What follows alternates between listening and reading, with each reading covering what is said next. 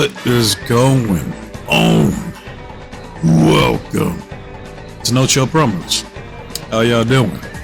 Hope you're having a blessed day as always. Before I get into this long ass pay-per-view that was Forbidden Door 2024, I just want to do a quick shout out to all subscribers to the channel and to the followers on Rumble. Now at 73, I'm almost at 75, and I'm almost at 100 subs for the channel. So thank you guys. I can't thank you guys enough. Every video I do, I will thank you guys, no matter what. Alright, once I reach 100 subs for the channel, I will do my top 5 favorite wrestlers of all time. Because getting 100 subs for this channel when I just started back in mid-May, that's a huge accomplishment, in my opinion. Like, that's the first big milestone I've reached for this channel. And I don't expect to get like thousands upon millions of subs to this channel, because that's just flat out delusional, okay? Like, I'm not gonna lose sight of my humility, right? Like, if I'm a channel with 0 subs to a channel with 10k subs, I'm still a person, right? I ain't shit, right? I'm just a nigga with a microphone talking shit about some of the goofy things I see in professional wrestling, right? But that's enough about that. Let's get into this long ass pay-per-view, right? I'm trying to make this shit as quick as possible. Like, I don't know how people do like the whole podcast where we talk about this shit for like an hour plus. Like, ain't no fucking way I'm doing that shit. Alright, ain't that serious. I'm not like, I don't be like Brian Cage. I go out there, I get my shit in, and I get out. Alright, that's how I treat these videos. I'm not trying to stay here any longer than I need to be. So I'm gonna run down these 15 fucking matches. Like, I can understand people being upset about this pay-per-view just from that alone. Like, 15 is way too fucking much. Alright? And I know people, like, I see people saying like, oh, like more wrestling the better. Like, no. Like, no, man. Like, too much anything is not good for you. Alright? And there's already enough wrestling as it is. Like, I don't need to sit here for 5 to 6 hours just watching one fucking show. Alright, but credit to AEW, you know, they managed to make it seem like it was a breeze. Like, time just passed by. I wasn't necessarily bored at any point of the show. So big ups to them for that. So let's begin with the first match on the pre-show, and that's Kyle Fletcher versus Serpentico. Alright, and I guess, like I said in the community post, like, this shit must have been added like fucking 5 minutes before this fucking show started. I'm like, Con Man needs to stop doing that shit. Alright, like, you need to have all your fucking matches plotted out like 2 weeks in advance. You know, the minimum. Alright, like, not fucking the day of, or like hours beforehand. Like, unless like there's like emergency, you know, I know the card's always subject to change, but this is fucking ridiculous. Okay? Like, stop it. Do better. Alright? But yeah, this first match here was pretty much a squash match. And watching Kyle just makes me miss Mark Davis. Alright, it sucks that he's injured. You know, because I miss Aussie Open like that. Aussie, Aussie, Aussie! Oi, oi, oi! You know, I miss that fucking theme song, man. But yeah, this is a squash fest. I guess Kyle has been on a losing streak this week. Lost Mark Briscoe on ROH. Apparently, he lost his ROH TV title to Atlantis Jr. at CMLL. So yeah, it's been rough for Kyle. So he went out there, squashed Serpentico, hit that like super brain buster off the turnbuckle, gets the win here. And I like Kyle Fletcher. Like, I think the man has potential. I want to see how he progresses from this Don Callis family shit that's going on. So, moving on to the 4-way tag match between House of Black, O'Reilly, and Tomohiro Ishii.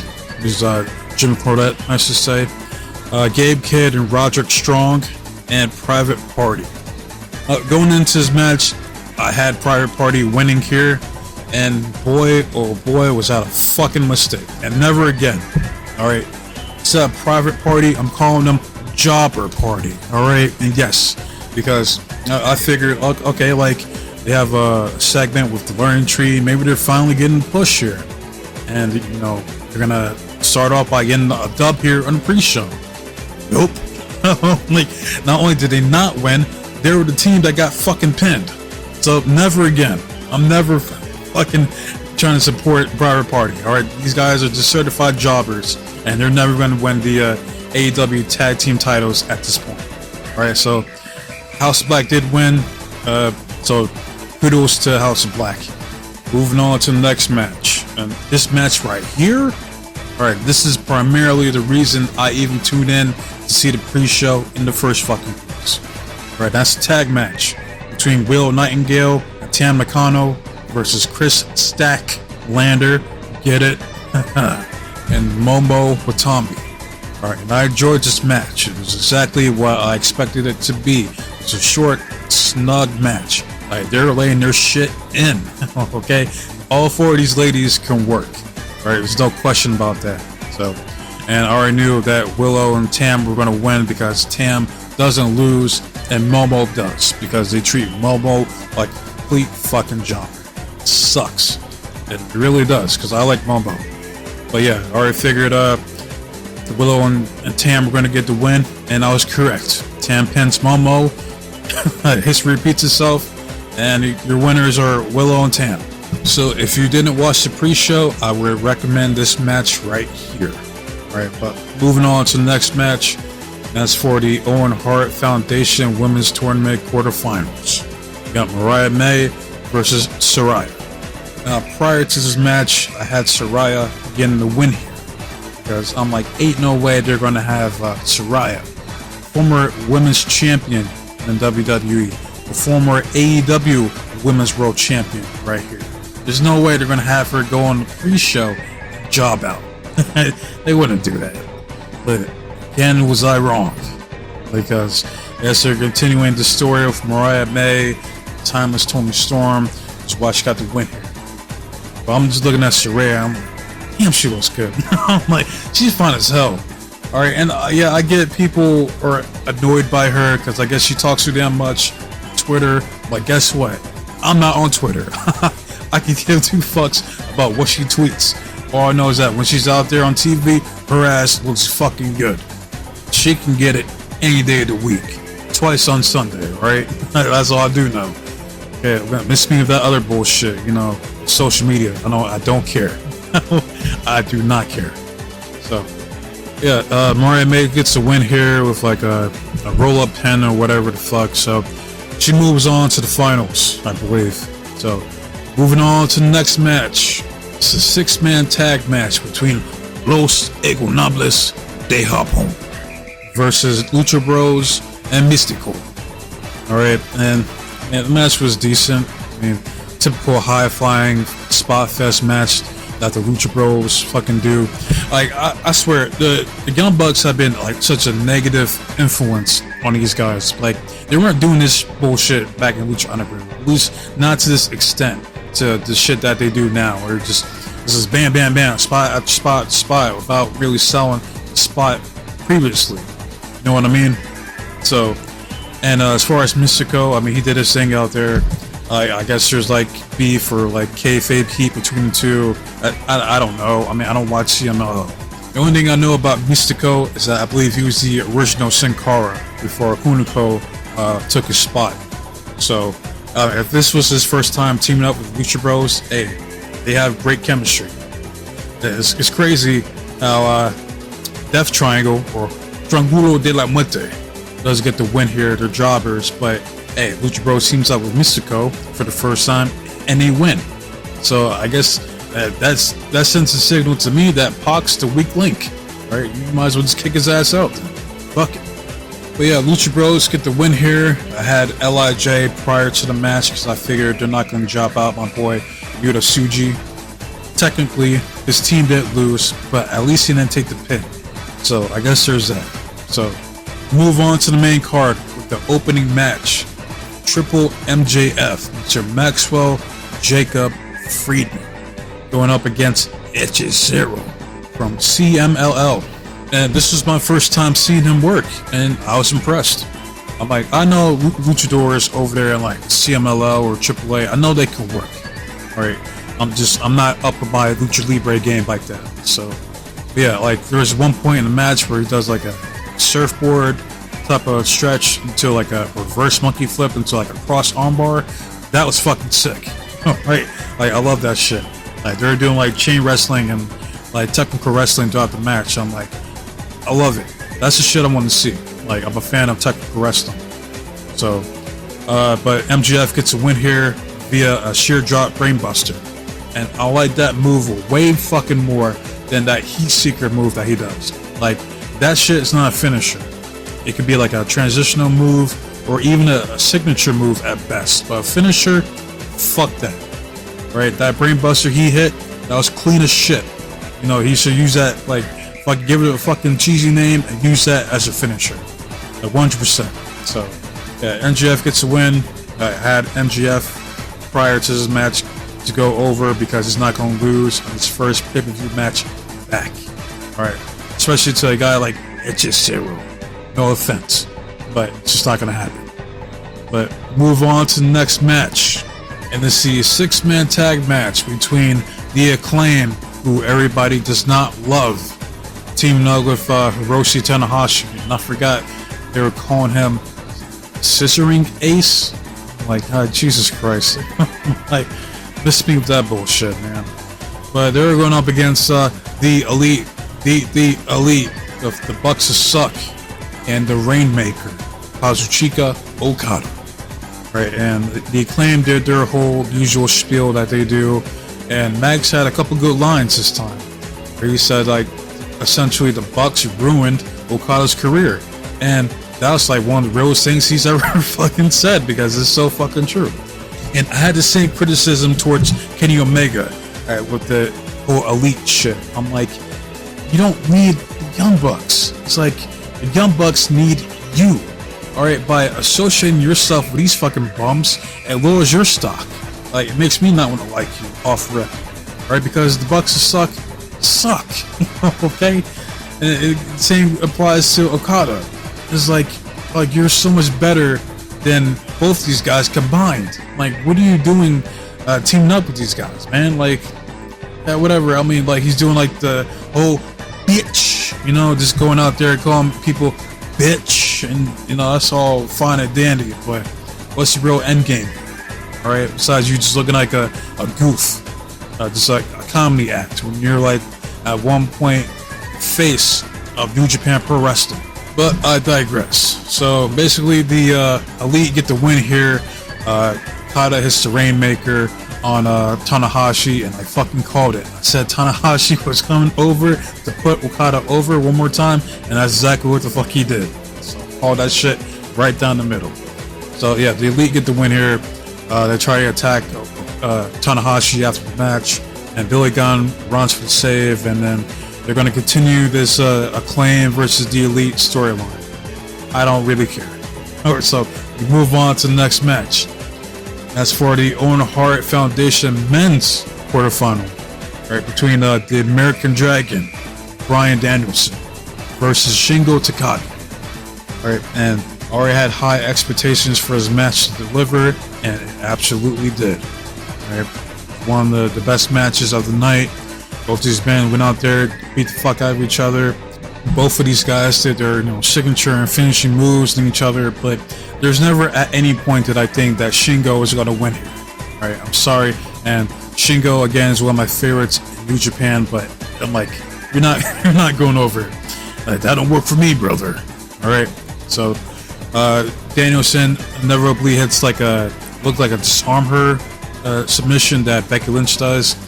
I don't know if Shingo tapped or he passed out, but basically one and two happened, and Danielson gets the win. He moves on to the finals. So it was a banger match. Big ups to both men. The next match is for the AEW World Women's Championship. Challenger Mina Shirakawa versus the timeless Toni Storm. This is one of the matches I was looking forward to seeing because I'm a fan of Mina over there coming from Stardom, and I get the criticism of the storyline and this match heading into it. I know people are getting tired of the timeless Toni Storm gimmick and storyline that's been going on. I'm not. Okay, like, why wouldn't I want to see three attractive women and involving like a pseudo lesbian storyline? for the custody of Mariah May, because that's essentially what the story is. Because they harper back to Mariah's time back in Stardom when she was under Club Venus. Now it's Mina's group. So, and again, they're at one point Stardom Tag Team Champions. So they already had that connection prior. And then you have Mariah, who's currently linked up with Timeless Tony Storm as her protege, so to speak. So yeah, I'm all for it. You know, like, I've been entertained by this storyline, but if you haven't and you're tired of it, I understand that too. But they had a good match. It wasn't better than the match that she had with Serena Deeb, but it was still good for what it was. But the match ends with Tony Storm hitting her Storm Zero pile driver. Mina 1, 2, 3, and still your AEW Women's World Champion Toni Storm, who I had going into prior to go over here, because there's no way Mina was gonna win. So now Mina has to visit Mariah May bi-weekly on the weekends, because Toni Storm now has full custody of Mariah May. But after the match, they all embraced each other, they hugged it out, and they kissed. So that was an extremely heartfelt moment, to the point with Nigel McGuinness commentary was crying his eyes out because of the pure emotion that was being displayed during the aftermath of that title match. But moving on to the next match, and it's a singles match between Mr. Freshly Squeezed Orange Cassidy going up against one of the best technical wrestlers in the world, Mr. Zack Sabre Jr. Now, prior, I had Orange Cassidy getting the win here, because I honestly didn't expect him to lose. They've been booking Zack Sabre Jr. like a fucking jobber. So I guess now, out of all times on this fucking show, he decides he wants to go over by fucking folding up Orange Cassidy like a fucking pretzel to the point where he has to tap out. Because that's basically what happened. It's like the match, like Zack was just mocking Orange Cassidy throughout, and he was just displaying his technical prowess throughout the match, and Orange Cassidy doesn't know what to do because he's not a technical wrestler. But Zack gets the win here. He hit some, I don't know what the fuck you call a submission. That shit was crazy. But yeah, Orange Cassidy has no choice but to tap out, and Zack gets the win here. He finally gets a fucking win. And I like Zack Sabre Jr. It's just he needs to change character. He's doing like the whole, I'm just a British bloke that is just a very good technical wrestler. And that can only get you so far. Like, you've been stuck in mid-card purgatory for years. You gotta reinvent yourself, man. Go out there, try to come up with something new to get yourself over. But yeah, I enjoyed the match. It was good for what it was. So we move on to the next match, and that's another 6-man tag between Samoa Joe, my nigga, the wrestler, Katsuyori Shibata, and Hook going up against the Learning Tree, Mr. Ayatollah of Non-Disclosure, Mr. Y2NDA himself, Chris Jericho, teaming up with Big Bill, aka Redwood, and the man, Jeff Cobb, from I guess, I don't know if UE, United Empire, is even a thing still, and New Japan, I have no fucking. He comes over to team up with the Learning Tree, and I thought the Learning Tree was going to get the win here, because I figured Chris Jericho was going to try to finesse some type of win from this match, but I was wrong. Like, you had Hook hitting the, I don't know, it looked kind of sloppy. He had a Judas effect on Chris Jericho. He beats Jericho with his own move to get the win. So I'm like, oh, so now Chris Jericho wants to put this motherfucker over. You know, when he could just put him over the first time these guys wrestled, and couldn't prevent this shit from ever happening. It was a decent match for what it was, but I do have one criticism. It was a spot where Jeff Cobb hits like a sidewinder, like back suplex that he does on Shibata, but yeah, Taz calling it the Tour of Isles, and I'm like, that's no, like that's not his fucking finisher. Like, I don't know, it kind of irks me. It's like your guys' whole job on commentary is just to call the moves correctly, and like that's not his fucking finisher, right? So yeah, I don't know, it just irks me when commentary fucks up like that. Yeah, other than that, it was decent. So Samoa Joe, Shibata, Hook gets a win. Moving on to the next match. It is the ladder match for the vacant TNT Championship.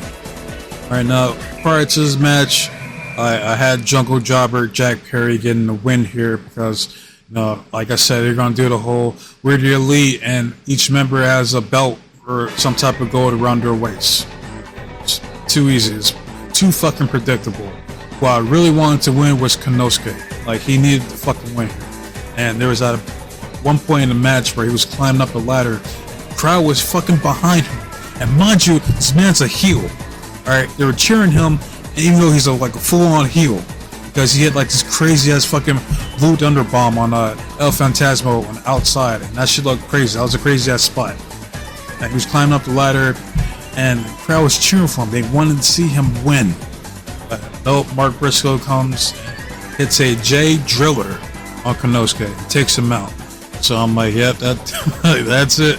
Like, yeah, he ain't winning. So Mark tries to climb the ladder. Jungle Boy comes out from out of nowhere, hits Mark with the ladder, climbs up the fucking ladder, and your new TNT champion, fucking Jack Perry. Who would have guessed? Fucking predictable. But I'm like, and you look at these 6 men, right? Think Leo Rush is gonna fucking win, the man of 1,000 promotions? No. And I like El Phantasmo. You know his theme song sucks. He needs that one theme song. He's like, I'm a fucking headbanger. I'm a fucking headbanger. Like, that shit goes hard. Like, that shit get you hyped. Alright, but yeah, ELP was not gonna get the win here. Alright, then you look at Dante Martin. Alright, this guy is not a single star, man. He's a tag team specialist. Alright, I don't see it like as far as pushing him as like a legit singles wrestler. Like, not yet. Like, maybe like sometime in the future, but I don't see it right now. Mark, he's currently still the ROH World Champion, so off rip he was gonna win. So the only 2 viable choices were fucking Perry and Konosuke. Konosuke needed it more, but they keep doing my boy dirty. So fucking Jungle Jobber, it's your new TNT champion. Fucking A. But we move on to the next match, and that's the title for title match between Mercedes Monet and Stephanie Vaquer. I think that's how you say it. I always wonder if I fucked her name up. I apologize if I do. Alright, but yeah. This match was good. A very good match. And like going into it, like I had Mercedes gonna get the win here, even though Stephanie outworked her. Clearly outworked her. I mean, like, it wasn't even close. Like, the shit Stephanie was doing, she looked fucking excellent out there. Right? Only for her to lose was unfortunate. Like, she had like that gory flatliner that Monet does, even though that it was not clean at all. But she tried to make up for it by like immediately going into like the crossface submission. Stephanie immediately taps out, and your new double champion, Mercedes Monet. And I hope it's not the last time we see sexy goat demon chick Stephanie Vaquer in AEW, because again, she looked fantastic out there. And in all honesty, she should have won over, for being honest. Alright, but you know, politics. Monet, like, she's one of the biggest stars in AEW, and she's not losing at any point right now. So yeah, predictable. Again, another predictable ass match. I forgot to mention this earlier during the AEW Women's World Title match, but I'm like, why is Mercedes and Stephanie going on after? That doesn't make any sense. But we soon find out, because we get the return of Dr. DMD, Britt Baker. She got pretty good pop coming out, and I mean, she looks alright. Like I'm not gonna hold you. I'm not a Britt Baker fan. Okay, like not at all. Alright, like quite frankly, when she was champion, I got quite irritated at times, because I'm like, I'm just waiting for Jamie Hayter, which is better than her in like in every aspect. Alright, I was trying to wait for like Jamie to like, you know, turn babyface and like do her own thing and like distance herself from Britt, because I'm like, I'm tired of seeing Jamie under fucking Britt's shadow. fuck's sake. But yeah, Britt's back, and clearly that's the next feud they're gonna set up is between her and Mercedes. And people are already saying that Britt's gonna destroy her on the mic. And I have to agree, because Mercedes is not a good promo. Not at all. Like, ever since she's been back, I have not been impressed with her mic work. And not to mention, they booed the shit out of Mercedes tonight. I said, hot damn, they're killing her. Like, if she's supposed to be the babyface here, man, they're lighting her ass up, letting her know, like, fuck you. Okay? Like, it's hilarious to me. Like, I'm indifferent when it comes to Mercedes Mone. Like, I don't like her, I don't hate her. Alright, like, I'm different. Like, I think her fans overrate the shit out of her. I do think that, but I think Mercedes herself is a decent talent. Like, she doesn't particularly excel at any field. Like, she's just like basic to good in most areas, I'd say. So yeah, I'm interested to see how the story plays out between Britt and Monet here this week. But now we move on to the co-main event, and I stated this in my predictions video that this match right here was gonna make or break this fucking pay-per-view, because this was the only match that I really gave a shit about heading into Forbidden Door. Alright, now it's for the IWGP World Heavyweight Championship. Now, I mentioned this back in my predictions video that this match was gonna either make or break this fucking pay-per-view. Alright, if Mickey Mox was gonna win here, that I was gonna be on my Bret Hart shit, give this shit a 4 out of 10 automatically, no matter what the fuck else happens on the show. Alright, because this was like the match that I was most invested in, because I wanted Naito to win, get his title back, and bring it back home where the fuck it belongs. Now, I must say, as far as the match itself, it was probably honestly the worst match of the night. I gotta be real. Like, outside of enjoying Naito's trolling and antics, this match was sloppy, slow paced, and it looked like at times the communication was off. And I didn't see the match that they had at Windy City, whatever show that was, where Moxley first won the IWGP title. So I don't know, I can't compare it. Like, I don't know if that match was better than this match. I hope so, because yeah, this match was not it. Okay, like, we had Moxley coming out to some new shitty theme song, and he was wearing like Ethan Page's coat for some fucking reason. He still pretends like he's still in the Shield, his bullshit entrance coming from the crowd. But I'll give him this: the crowd was behind him. They were cheering for Moxley here, so good for him, I guess. But yeah, what matters is what happened at the end of the match. That Naito hit like a Northern Lights bomb into El Destino for the 1, 2, 3, and the new IWGP World Heavyweight Champion Tetsuya Naito, my favorite in New Japan. Right, that's all I give a shit about. Like, I know the match was sloppy, and I'll never probably ever go back there to watch the match itself. But what matters is the outcome. This is what the fuck needed to happen. So I give Combat credit for making this happen, right? For making the right call, doing the right thing. Now, big ups to you. And I am not a complete hater, because if someone does something good, I give credit where credit is due. But now we finally move on to the main event, and it's for the AEW World Championship, with the challenger, the current AEW Continental Champion, Mr. Will Ospreay, bruv, going up against the champion, Mr. Big Pressure himself, Swerve Strickland. Now, most people are easily going to say that this match right here is match of the night. I see some people even say that this is match of the year contender, and it's hard to dispute that. Like, this was an excellent match, even though I have some minor nitpickings. Like, and this happens a lot in Ospreay matches, to where he'll just no-sell shit, and it drives me fucking crazy. Like, to a point where like Swerve hits his poison Rana, on Ospreay, and he just immediately gets up and hits a hidden blade on Swerve. I'm just like, how the fuck you just no-sell a Poison Rana like that, man? Like, that's not his first time he does shit like that, man. Like, he's notorious for like no-selling shit. But yeah, I mean, these two went out there, they have great chemistry, and they put on a banger match. Like, there's like times where they're like trying to show off their athleticism on some like Ospreay versus Ricochet type shit. So it was a great match. I mean, you got the ref bump at the end, and immediately, like, I already had Swerve retaining here prior to the match, but as soon as that ref bump happened, I'm like, yep, yep, Swerve's retaining.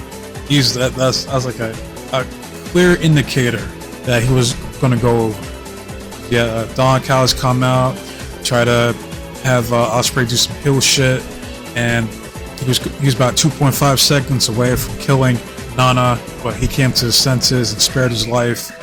Then goes back in the ring. Swerve takes advantage. It's a house call. He has like 2 house calls on Ospreay. He kicks out, which is crazy. So it takes like 1 more house call, and then that big pressure finisher he does to get the 1, 2, 3. So still your AEW World Champion Swerve Strickland. Oh, and let me not forget, fucking Jim Jones comes out and makes his appearance because they're in New York. I'm like, all the niggas they could have got, they got this motherfucker, this washed up ass nigga, like still dressing like it's 94 again, man. Like, bro, you're in your 50s.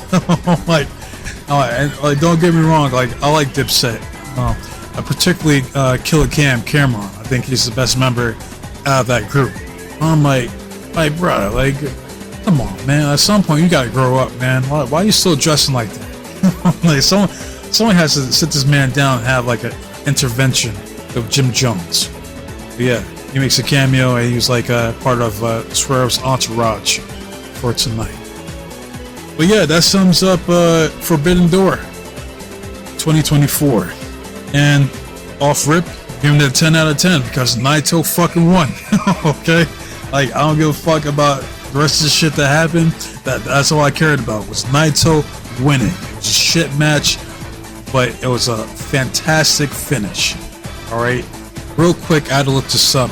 Jim Jones is actually 47, which is almost 50 any damn way. Alright? Stop it. Stop it. Stop dressing like that, bro. Alright? Fucking get your ass a suit or some shit. Oh yeah, I see some people, I did a post in the community tab, and so far I see people say that the show was mid, decent, and the shit was just trash. I had a feeling that this pay-per-view was going to have mixed reviews. For one, 15 matches is too fucking many. Alright, not to mention that the matches itself were predictable for the most part. Alright, and predictable, sometimes it can be good depending on the story that's being told, but this shit was just like, come on, man. It's like, you can see this shit a mile, even Stevie Wonder can see this outcome happening. Alright, and you got people who are probably gonna say that Ospreay is buried because he lost, but most likely I think what's gonna happen with Ospreay is that Ricochet is gonna sign with AEW, and he's gonna be the one to beat Ospreay for that Continental title. I think that's what's gonna happen. But now I want to hear from you guys. If you guys watched this long ass pay-per-view that was Forbidden Door, let me know what your favorite match was, what your worst match was, what you liked, what you hated about the pay-per-view. Right? Love it, hate it, comment, subscribe to the channel. It's all the same to me. I just want to see the engagement and feedback from you guys. That's why I do these videos and continue to do so. I want to know what you guys think. Right? And as far as my next videos, I'm going to put a post out on the community tab, try to lay out what videos I have planned out for this week. And I wasted enough of your guys' time, so be safe, be blessed, take care of yourself. I am out this bitch. Alright, till next time, adios.